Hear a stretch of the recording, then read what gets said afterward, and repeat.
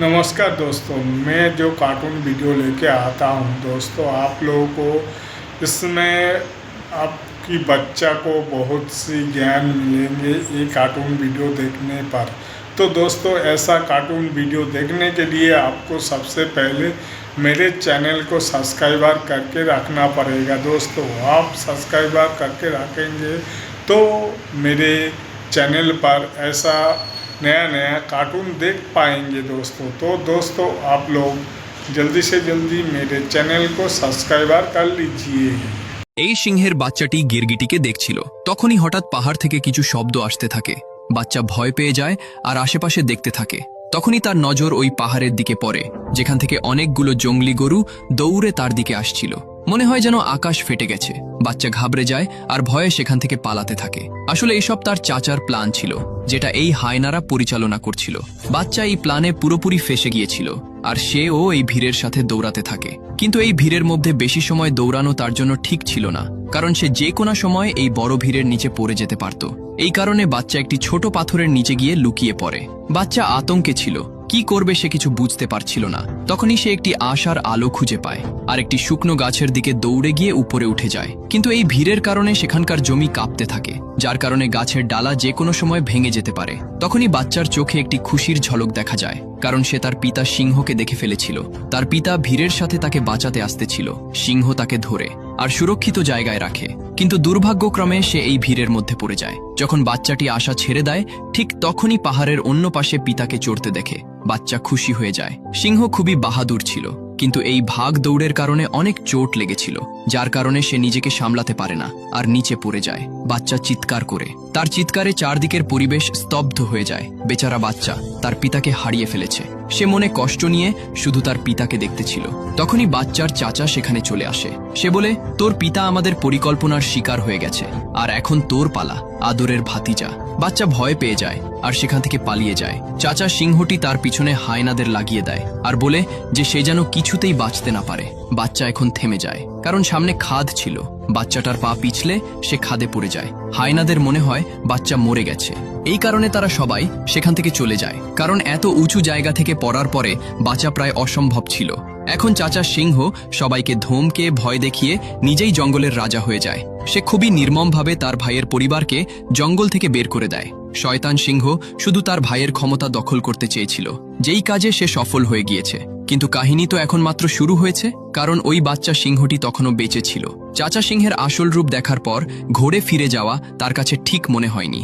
এই কারণে সে একাই এই মরুভূমিতে নিজের যাত্রা শুরু করে দেয়। কিন্তু অনেক চোট লাগার কারণে সে কিছু দূর যাওয়ার পরই বেহুশ হয়ে যায়। তারপর কিছু সময়ের মধ্যেই অনেকগুলো শকুন সেখানে চলে আসে, যারা তাকে চারদিক থেকে ঘিরে ফেলে। এবং যখনই তারা তাকে খাওয়ার জন্য এগিয়ে যায়, তখনই সেখানে দূর থেকে একটি জানোয়ার তার দিকে আসতে থাকে। এটা একটি জঙ্গলি শূকর ছিল। সে সব শকুনকে সেখান থেকে তাড়িয়ে দেয় আর তার হুঁশ আসা পর্যন্ত তার কাছেই বসে থাকে। বেজি তার দাঁত দেখে ভয় পেয়ে যায়, কারণ এটা একটা সিংহের বাচ্চা ছিল। বাচ্চার জ্ঞান ফিরে আসে আর সে কিছু না বলেই সেখান থেকে চলে যেতে থাকে। পিতার মৃত্যুর কষ্ট তাকে ভিতর থেকে মেরে ফেলেছিল। এখন ওই বাচ্চা উদাস হয়ে এখান থেকে চলে যাচ্ছিল। বেজি আর শূকর তার সাথে কথা বলার চেষ্টা করে, আর কথা বলতে বলতে তারা ভালো বন্ধু হয়ে যায়। তারা দুজনেই তাকে ভরসা দেয় যে জীবনে সবাই আপনজনকে হারায়, এটা নিয়তির নিয়ম। কিন্তু এর অর্থ এই নয় যে তোমার বেঁচে থাকা বন্ধ করে দিতে হবে, আর তুমি তো একটি বাহাদুর সিংহের ছেলে। এটা শুনে বাচ্চা খুবই ভালো অনুভব করে। তখন এরা দুজন তাকে তাদের জঙ্গলে নিয়ে যায়। জঙ্গল দেখে বাচ্চা সিংহের অনেক ভালো লাগে, কিন্তু এখানকার প্রাণীরা সিংহের বাচ্চাটা দেখে অবাক হয়ে যায় আর ভাবে এই সিংহের বাচ্চা তাদের জঙ্গলে কোথা থেকে এলো, কারণ তারা বিশ্বাস করত যে সিংহ কখনোই তাদের শুভাকাঙ্ক্ষী হতে পারে না। কিন্তু বেজি আর শূকর কারোর কথা শোনে না। আর কিছু সময় পর তারা সবাই একসাথে থাকতে শুরু করে। এভাবেই একসাথে থেকে কিছু বছর কেটে যায়। এখন ওই বাচ্চা বড় হয়ে গেছে, যাকে সবাই ছিনবা নামে জানত, যে দেখতে ঠিক তার বাবার মতোই ছিল। এদিকে চাচা সিংহ বনে আতঙ্ক সৃষ্টি করে রেখেছিল। তার ক্ষুধা মেটানোর জন্য নিরীহ প্রাণীদের হত্যা করত। সময়ের সাথে সাথে তার লোভ আরও বেশি বেড়ে যায়। তার রাজ্যে কেউ ঠিকমতো খাবার পেত না, কারণ সে নিজেকে ছাড়া অন্য কাউকে শিকার করতে দিত না, যার কারণে ছিনবার পরিবারের লোকজন সব সময় ক্ষুধার্তে থেকে যেত। তারা খুবই অসহায় ছিল। তারা কিছুই করতে পারত না, কারণ তাদের চারদিকে চাচা সিংহের দাপট ছিল।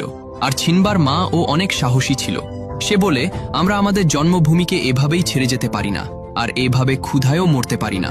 আমাদের কিছু না কিছু তো অবশ্যই করা দরকার। সবাই তার কথার সাথে একমত হয়। তখনই অন্য সিংহী বলে, কিন্তু ওই সিংহের বিরুদ্ধে যাবে কে? কার মধ্যে এত সাহস আছে? ঠিক তখনই একটি হায়না আসে আর ছিনবার মাকে তার সাথে নিয়ে যায়। সবাই ভয় পেয়ে আছে যে এখন কি হবে। ছিনবার মা সিংহের কাছে যায়। তখন সিংহ বলে, আমি জানি তোমরা কি পরিকল্পনা করছো, কিন্তু তোমাদের কোনো পরিকল্পনাই কাজ করবে না। ছিনবার মা বলে, এভাবে কতদিন তুমি নিরীহ প্রাণীদের মারবে? বন্ধ করে এসব। তখনই সিংহ বলে, শিকার করা আমাদের স্বভাব, যদি আমরা শিকার না করি তাহলে আমরা খাবো কি? তখন ছিনবার মা বলে, কিন্তু তুমি যেই পদ্ধতিতে করছো এটা ভুল। তখন সিংহ রেগে যায় আর আদেশ দেয় যে এই বাকি খাবার হায়নারা খাবে, আর তোমাদের পরিবার আজও না খেয়ে মরবে, আর সেখান থেকে চলে যায়। এদিকে ছিনবা পুরোপুরি জঙ্গলের সাথে মিশে গিয়েছিল। সে তার পরিবারকে ভুলেই গিয়েছিল, কিন্তু রাতের কালো অন্ধকারে সে তারার দিকে দেখতে দেখতে নিজের পিতাকে অবশ্যই স্মরণ করত আর উদাস হয়ে যেত, কারণ সে নিজেকে পিতার মৃত্যুর দোষী মনে করত। তখনই তার একটি পশম খুলে পানিতে পড়ে যায়, যেটা ঘাস মনে করে একটি পাখি তার বাসায় নিয়ে আসে, আর অন্য পাখিটি সেটা ফেলে দেয়, কারণ সে জানত যে এটা কোনো ঘাস না, একটা জানোয়ারের পশম। পশম উড়ে মাটিতে গিয়ে পড়ে। তখনই ওই পশম উঠিয়ে একটি পিঁপড়া যেতে থাকে। সেখানে বসে থাকা বান্দরের নজর ওই পশমের উপর পড়ে। সে ওই পশম উঠিয়ে চিনে ফেলে যে এই পশম ছিনবার, যার মাধ্যমে সে অনুমান করে ফেলে যে ছিনবা এখনো জীবিত আছে। এই খবর তার জন্য আর পুরো জঙ্গলের জন্য একটি খুশির খবর ছিল। সে আনন্দে চিৎকার করতে থাকে। এদিকে ছিনবার বন্ধুর উপর একটি সিংহী হামলা করে দেয়। ওই জঙ্গলে সিংহী ঢুকে গিয়েছিল। ছিনবার বন্ধু নিজের জীবন বাঁচাতে পালাচ্ছিল, কিন্তু সিংহীর ক্ষমতার কাছে তারা দুজন কতক্ষণ টিকে থাকতে পারে? দুজনের জীবন বাঁচানো মুশকিল ছিল। কিন্তু তখনই সেখানে ছিনবা চলে আসে আর হামলা করে দেয়। দুজন সিংহই শক্তিশালী ছিল। তখনই সিংহী যুদ্ধে তার থেকে এগিয়ে যায়। সে ছিনবাকে চেপে ধরে, কিন্তু ছিনবা তাকে দেখে চিনে ফেলে আর তাকে লানা বলে ডাক দেয়। সিংহী বুঝে যায় এটা অন্য কেউ না, বরং ছিনবা, কারণ ছিনবাই তাকে এই নামে ডাকত। আসলে বন্ধুরা, লানা ছিনবার ছোটবেলার প্রেমিকা ছিল, যাকে সে আজকে অনেক বছর পর পেয়েছে। বহু বছরের বিচ্ছেদের জন্য তারা দুজনে অনেক শোকাহত হয়ে পড়ে। যদি ভালোবাসায় সত্যতা থাকে তাহলে তারা কখনো না কখনো ঠিকই মিলে যায়। লানা খুবই খুশি ছিল যে ছিনবা এখনো জীবিত আছে। তখনই ছিনবা বলে, লানা, এটা আমার জঙ্গল, এখানে তুমি অনেক আনন্দ পাবে।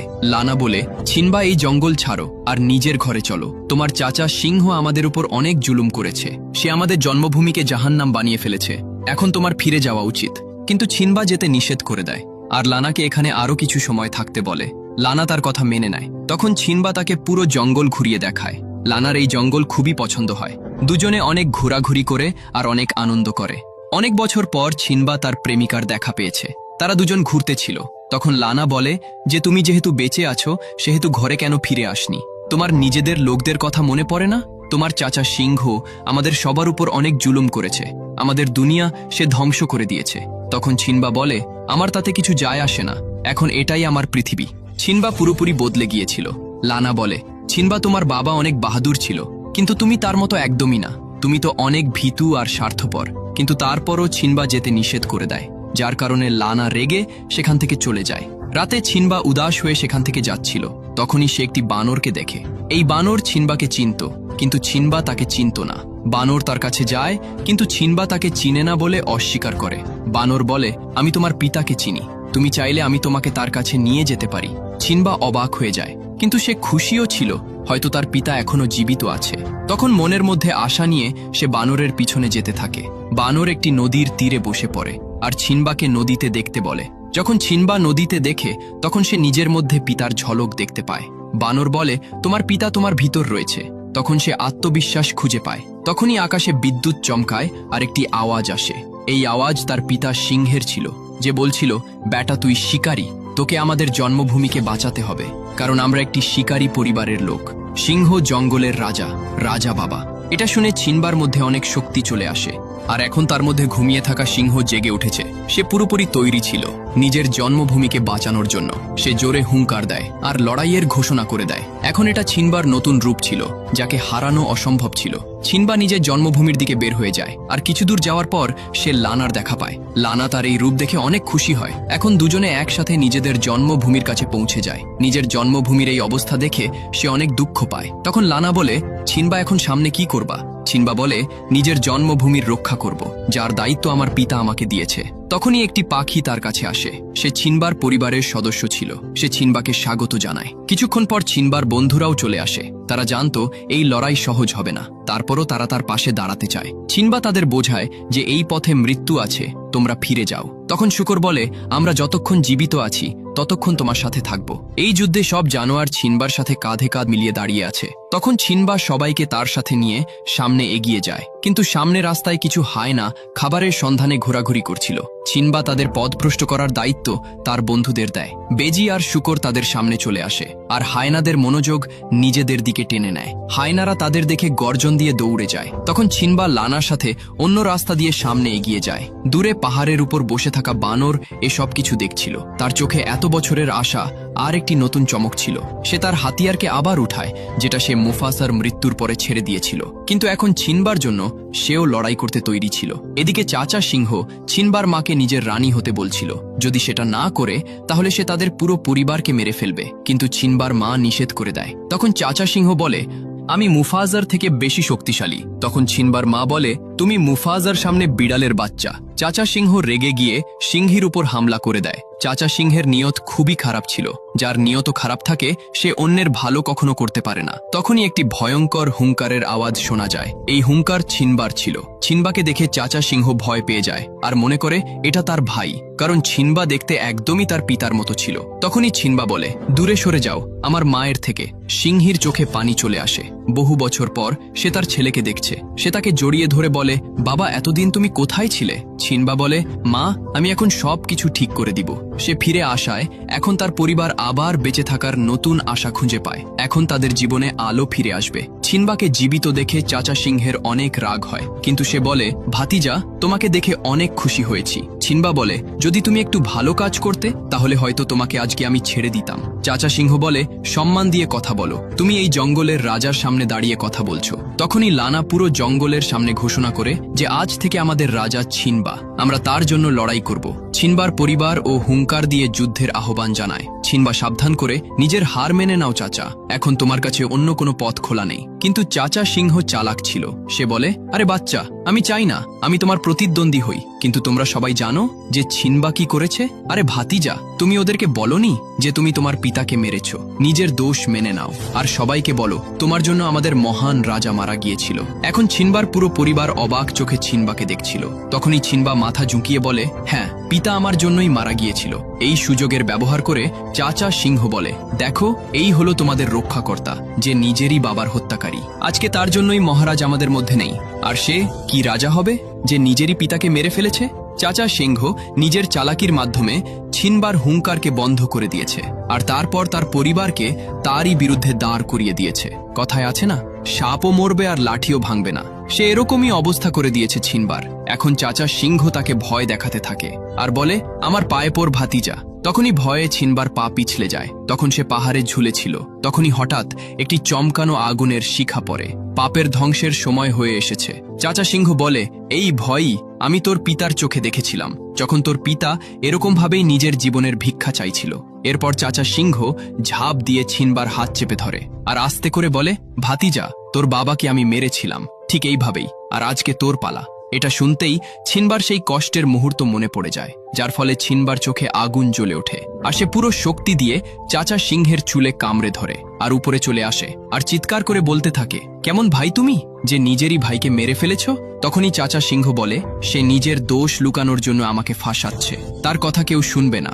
সিংহী বলে, যদি তুমি মহারাজকে না মেরে থাকো তাহলে তুমি তার চোখে কিভাবে দেখলে? এটা শুনতেই চাচা সিংহের চেহারা কুঁচকে যায়। এখন তার ধ্বংস নিশ্চিত ছিল। তারপরও সে হার মানার পরিবর্তে হায়নাদের আদেশ দেয়, মেরে ফেলো এদের সবাইকে। ওইসব ভয়ঙ্কর হায়নারা ছিনবার উপরে ঝাঁপিয়ে পড়ে।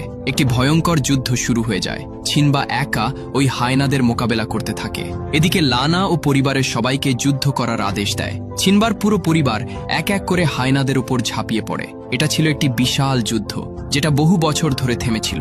তখনই এতগুলো হায়নাদের মধ্যে একা ছিনবা দুর্বল হয়ে যায়। নিজেদের সংখ্যা বেশি থাকায় সব হায়নারা তার উপর ঝাঁপিয়ে পড়ে। তখনই সেখানে পাখিটি চলে আসে। সেও হায়নাদের উপর হামলা করে দেয়। তখন হায়নারা পাখিটিকে মারতেই যাচ্ছিল, ঠিক তখনই সেখানে বানর চলে আসে আর তাদের সবার উপর হামলা করে দেয়। তারপর ছিনবার বন্ধুরাও সেখানে চলে আসে আর হামলা করে দেয়। শূকরটি এক একটা হায়নাকে ধরে আছাড় মারতে থাকে। তখন তারা সবাই মিলে সব হায়নাদের নিচে ফেলে দিতে থাকে আর বাকি হায়নারা ভয়ে পালিয়ে যায়। অবস্থা খারাপ দেখে চাচা সিংহ পালাতে থাকে। ছিনবা তার পিছনে যেতে থাকে। এক পর্যায়ে চাচা সিংহ দেখে পালানোর আর কোনো জায়গা নেই। তখন সে বলে, আমাকে ক্ষমা করে দাও। সে বলে, তোমাদের মারার প্ল্যান হায়নাদের ছিল, আমার সেখানে কোনো দোষ ছিল না। তার এই কথা হায়নারা শুনে ফেলে। সে বলে, হায়নারা তোমাকে বোকা বানিয়েছে যেভাবে তুমি আমাকে বোকা বানিয়েছ। সে বলে, ছিনবা তুমি তোমার একমাত্র আঙ্কেলকে মেরে ফেলবে? ছিনবার মায়া হয়। তখন চাচা সিংহ বলে, বলো আমি কি করলে তুমি আমাকে বিশ্বাস করবে আর আমাকে ছেড়ে দেবে? ছিনবা বলে, পালিয়ে যাও আর কখনো এখানে ফিরে আসবে না। চাচা সিংহ বলে, ঠিক আছে, তুমি যা চাও আমি তাই করব। এটা বলেই সে তার উপর হামলা করে দেয়। ছিনবা বলে, কি করছো তুমি? চাচা সিংহ বলে, এটা আমার রাজ্য, আমি এখানকার রাজা, আমি এখান থেকে কোথাও যাব না। তখন তাদের ভিতর লড়াই হয় আর চাচা সিংহ নিচে পড়ে যায়। এটা দেখে ছিনবা অনেক কষ্ট পায়। তখন দেখা যায় চাচা সিংহ এখনো বেঁচে আছে। তখন হায়নারা তার কাছে আসে। হায়নাদের লিডার তাকে বলে, তুমি কেন বলেছ যে ছিনবার বাবাকে আমরা প্ল্যান করে মেরেছি? তোমার কোনো দোষ ছিল না? তখন সে বাঁচার জন্য বলে, না, আমি তাকে বোকা বানানোর চেষ্টা করেছি। হায়না বলে, তুমি আমাদের বোকা বানাতে পারবে না। আর তারা তার উপর হামলা করে দেয় আর চাচা সিংহকে মেরে ফেলে। এরপর ছিনবা সেখানকার রাজা হয়ে যায় আর সেখানকার সব প্রাণীরা এখন সবাই মিলে মিশে বসবাস করে আর চারদিক আনন্দে ভরে যায়। আর এই অসাধারণ মুভিটা এখানেই শেষ হয়ে যায়। বন্ধুরা, ভিডিওটি ভালো লাগলে চ্যানেলটি সাবস্ক্রাইব করতে ভুলবেন না।